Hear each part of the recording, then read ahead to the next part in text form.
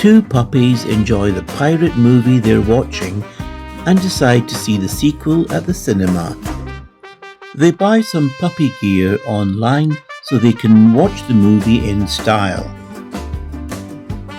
Their puppy costumes arrive the next day. Their costumes cause a stir at the cinema and the manager herself comes out. "Your costumes are fantastic," she says. "And we've decided to give you free tickets and refreshments." Unfortunately, the puppies gobbled down their refreshments so quickly they promptly fell asleep and missed the film.